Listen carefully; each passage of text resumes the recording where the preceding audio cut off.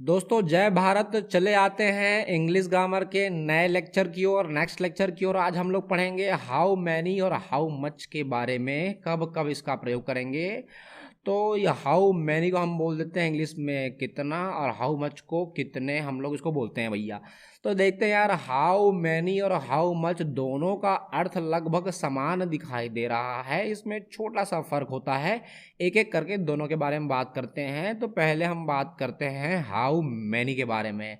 जैसे यहाँ लिखा हुआ है, लड़के लड़कियां, किताबें, कुर्सियां, लोग, मित्र, इन जैसे संख्या में जिसकी हम गिनती आसानी से की जा सकती है, जो काउंटेबल है, जो गणनीय है, इसके लिए हाउ मच का प्रयोग करेंगे।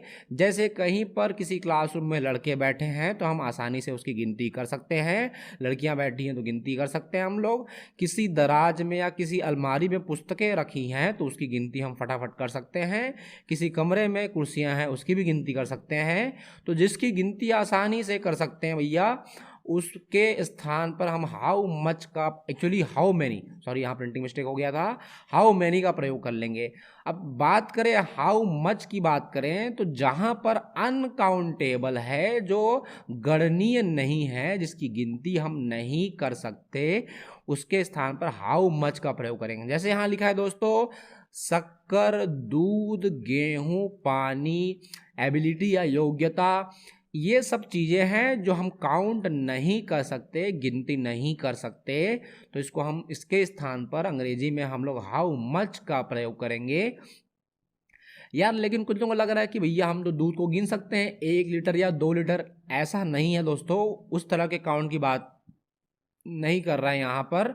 जैसे कि मान के चलो एक प्लेट में शक्कर, ऐसा शक्कर का छोटा सा ढेर बना हुआ है, और हमसे पूछा गया बताओ कितने शक्कर हैं, तो भैया ये अनकाउंटेबल है, नहीं गिन सकते। उसी प्रकार अनाज की बात करें, गेहूं, चावल, अरहर या किसी भी तरह का अनाज हो, उसको भी हम गिनती नहीं कर सकते। किसी दरी में या किसी चटाई में अनाज का ढेर लगा हुआ है, उसको हम गिनती नहीं कर सकते, वो अगणनीय है। तो भैया इसके स्थान पर हम लोग हाउ मच का प्रयोग कर लेंगे दोस्तों। तो चलो भैया, इसका नियम क्या है, रूल क्या है, देख लेते हैं। सबसे पहले हमको हाउ मच या हाउ मैनी रिक्वायरमेंट के हिसाब से प्रयोग करेंगे, फिर नाम ले लेंगे, उसके बाद सहायक क्रिया लेंगे वाक्य के अनुसार, फिर कर्ता, मुख्य क्रिया और लास्ट में कर्म। अगर ये नियम समझ नहीं आया तो चलो भैया एग्जाम्पल देखेंगे तो हमको और अच्छे से समझ में आ जाएगा। तो भैया चलो ये लेते हैं पहले कुछ एग्जाम्पल हाउ मैनी का। पहला एग्जाम्पल ले रहे हैं दोस्तों, कितने लोग आए हैं। स्पोकन इंग्लिश की बात करें तो हम घर में बैठे रहते हैं और हमको दूसरे रूम में कितने लोग आए हैं इसकी जानकारी हमको चाहिए। अगले व्यक्ति से हम बोलेंगे कितने लोग आए हैं, तो हम बोलेंगे how many people have come. तो यहाँ पर जो लोग आए हैं दोस्तों, इसकी गिनती आसानी से की जा सकती है, इसलिए हाउ मैनी का प्रयोग किया गया है। और स्पोकन इंग्लिश हमारा तभी स्ट्रांग होगा जब हम इसका उपयोग करेंगे, यूज़ करेंगे। तो वीडियो को पॉज करके नोट्स बनाते चलिए और लगातार उसको याद कीजिए, रिमेंबर करते जाइए और रिवीजन करते जाइए, और अपने दोस्तों के साथ इन सभी वाक्यों का प्रयोग करते जाइए, जिससे आप आसानी से अंग्रेजी बोलना सीख सकते हैं। How many people have come. अगला वाक्य लेते हैं दोस्तों, कितने विद्यार्थी कक्षा में नियमित रूप से आते हैं। तो ये जो विद्यार्थी हैं दोस्तों, इसको हम आसानी से काउंट कर सकते हैं। तो यहाँ पर लिख सकते हैं हम लोग, how many students come to the class regularly. तो कितने स्टूडेंट ऐसे हैं जो नियमित रूप से क्लास आते हैं। अगला वाक्य लेते हैं, तुमने अब तक कितनी किताबें पढ़ी हैं। How many books have you read by now. तुमने अब तक कितनी किताबें पढ़ी हैं। तो इसका इंग्लिश में हमारा वाक्य ये हो जाएगा दोस्तों। अगला सेंटेंस लेते हैं, वे प्रतिदिन कितने घंटे काम करते हैं। How many hours do they work every day. वे कितने आवर्स काम करते हैं। तो ये थी कहानी दोस्तों। इस सेंटेंस का हम लोग इंग्लिश में ट्रांसलेट कर लिए दोस्तों। लगातार यूज़ करना है, तब जाकर के हम अंग्रेजी बोल पाएंगे।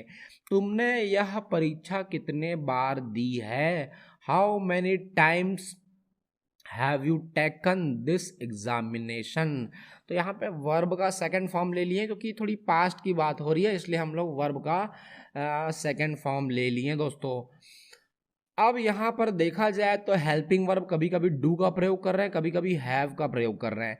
तो भैया हैव का प्रयोग कब करेंगे? जब हम यहाँ पे तुम शब्द दिखाई दिया तो हम लोग हैव कर लेंगे। और इसके अलावा थर्ड पर्सन की बात होगी तो डू डस का प्रयोग कर लेंगे दोस्तों।